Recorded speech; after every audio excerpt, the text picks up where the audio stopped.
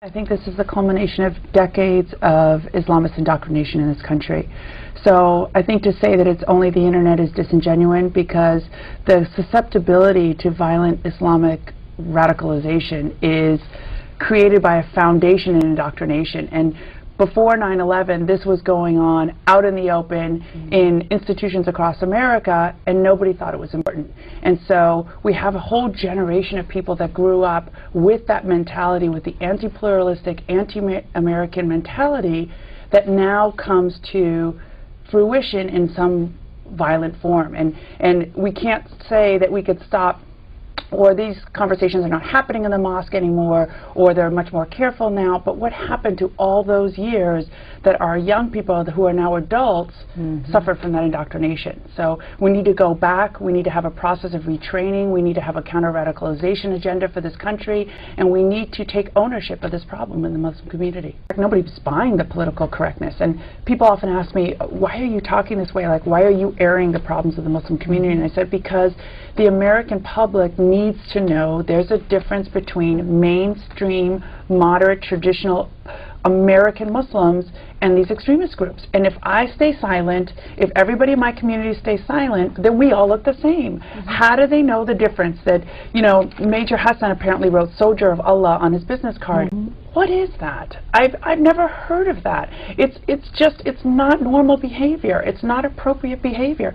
The things he said to his comrades are quite frankly repulsive, and it's not something that I want the American public to think represents my community. It doesn't represent the thousands of people that I come into contact with in this country, and somebody needs to make those distinctions, and I just wish the government would start to make those distinctions too, because well, it's a sad testament about our military's knowledge of Islam, where they think that if a man, a Muslim in the military stands up and says that Muslims shouldn't be fighting in this war, that it's against our religion, takes that seriously. Because what is the Bahraini army? What is the Kuwaiti army? What is the Somali army? They're Muslims. That's right. So they're Muslims that are going to kill other Muslims.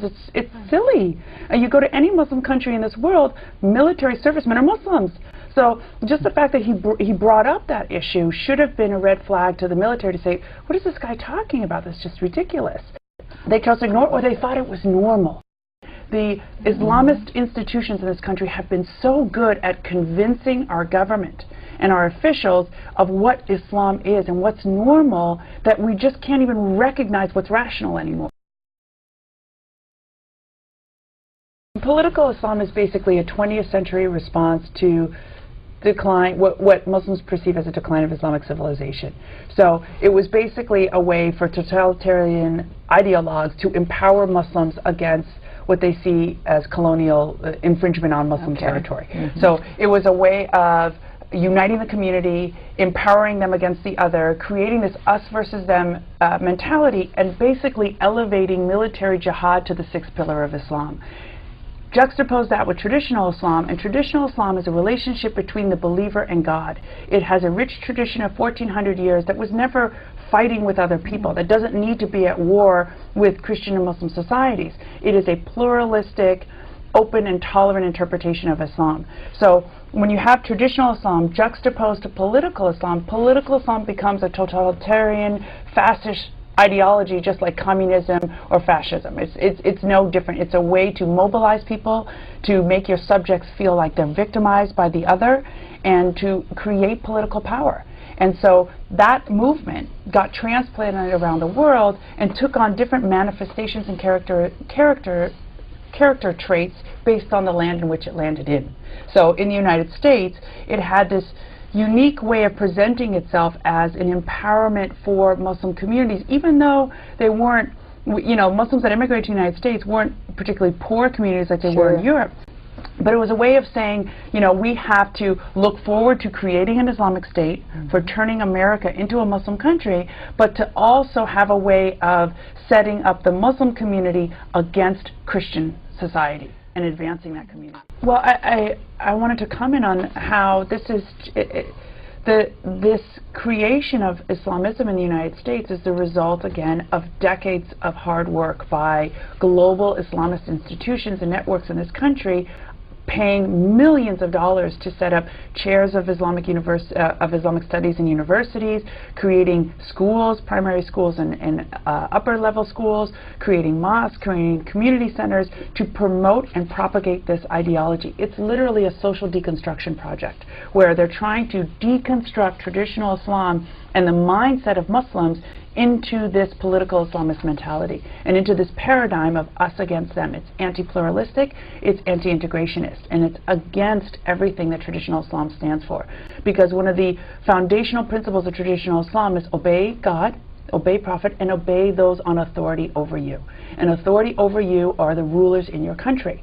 So this obedience and allegiance to the country is a foundational principle of traditional Islam. But again, the Islamists are working against that to try to separate Muslims and to create what we laughably call the ummatism, which is this notion of the ummah being something that transports us out of our local countries into this invisible ummah and transforms our loyalties from a national loyalty to this imaginary ummah that they've created. So we have two issues, right? We have how do we find solutions going forward, and the second issue is what do we do with what we've built?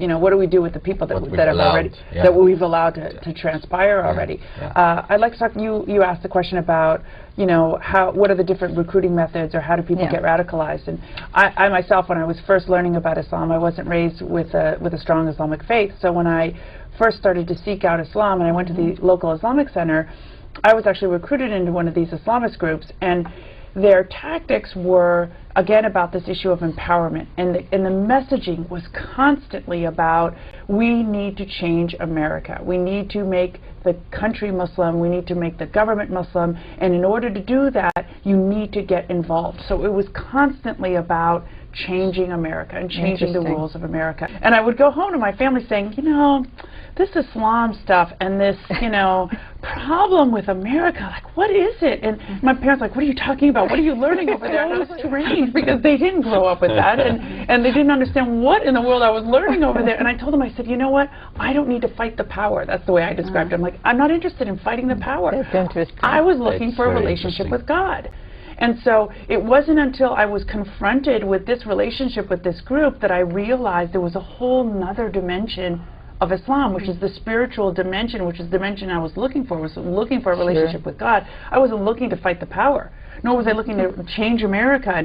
And so, but once they create that mindset, so I was lucky enough to get out. I was lucky enough to now spend my life working against it. You realized it. You know, but how many thousands of kids? I mean, this is a very prominent organization that I got pulled into. So how many thousands of young people do they affect with that us against them mentality that later go on in the world, look at the internet, look at these jihadi websites, read the reports, and slowly start to shift with this concept of takfir, which is other Muslims' faith is no longer valid, so they are now outside the faith, the faith of Islam, or this kafir, which is the infidel, and they actually redefine kafir, because in traditional Islam, the Jews and the Christians are people of the book. They're not kafir, they're not infidels. So technically, leadership of the United States is not kafir, nor are or your Christian and Jewish neighbors. So they basically redefine those terms totally separate it. To create hatred, to create prejudice.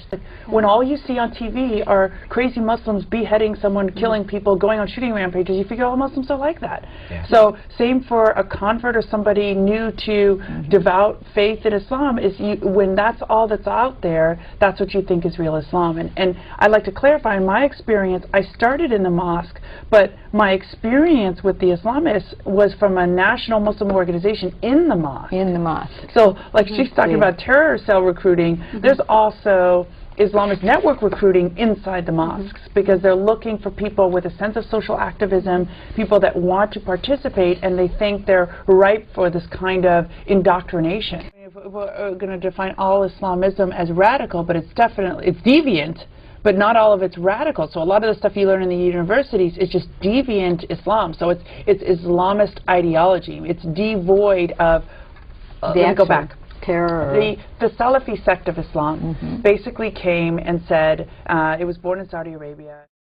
It's basically come to what they call purge the religion of things that were impure and that were un-Islamic. And so what they did was they said that all of the scholarship of the 1400 years and the 4 Sunni schools of thought was just wrong, and they threw it all out. So all the traditions that protected the community from violence, from extremism, and where the Prophet himself had said, we are a moderate nation, our way is the middle way. Well, they threw all of that tradition out and said, we're redoing it from scratch. So verses in the Quran said, kill them, you kill them. You're at war with them forever. So they didn't contextualize the verses of the Quran. They said, no, it says kill, we kill. So that scholarship, that tradition, which was then transplanted in the United States with millions of dollars in textbooks and literature and Islamic chairs, is now the version of Islam that Muslims learn. So to them, Salafi Islam is Islam. So this is what, it may not be what we're defining as radical Islamism, but it's Salafi Islam. It's a sect of Islam that's different than the traditional 4 Sunni schools of Islam. Some of the great scholars of traditional Islam set up 13 categories of jihad that involved all levels of personal and social struggles. And so they set up categorizations for these 13 levels. Out of 13, 1 was armed combat. And within that armed combat, through 1400 years, there was all kinds of rules set up for how you engage in armed combat. It must be country against country. It must be soldier against soldier. Women may not be harmed. Children may not be harmed. Even plants and trees were not allowed to be harmed in armed conflict. The scholar's publication on the 13 rules of jihad is only by Sheikh Abani, is a scholar I work with. He's the only one that's reproduced it in probably 60 years, because all of the Islamic studies departments in this country are filled with literature that doesn't, again, it's the Salafi sect. So they don't allow this traditional Islam, because the Salafis came and said, forget these 13 classifications, we only have military jihad. Yeah, we have that greater jihad that the Prophet mentioned about self-struggle, but forget that. We have military jihad, and military jihad means fight the infidel. They didn't even include the classifications of military combat. They didn't include that when you're outnumbered 3 to 1, you're not allowed to fight. Correct. The government needs to stop empowering people that have views and policies that are antithetical to the American way. We're not saying to arrest them. We're not saying to do anything unless they've been guilty of a crime, but don't empower them. Don't bring them on a platform with you. Don't invite them to your Ramadan, your Muslim annual holiday dinner with the Secretary of Treasury and say, you represent the best that American Islam has to offer. Don't elevate them on that kind of a podium. And allowing the public space to open up for other Muslims to speak, because we just, the extremists or and the Islamists, whether you want to call them extreme or not, have monopolized the public space. Because they have the money. In England, what they realized after a couple of homegrown threats in the 7/7 bombings, they just said, you know, it seems like all branches of government got together and said, we have a problem, how do we understand the problem?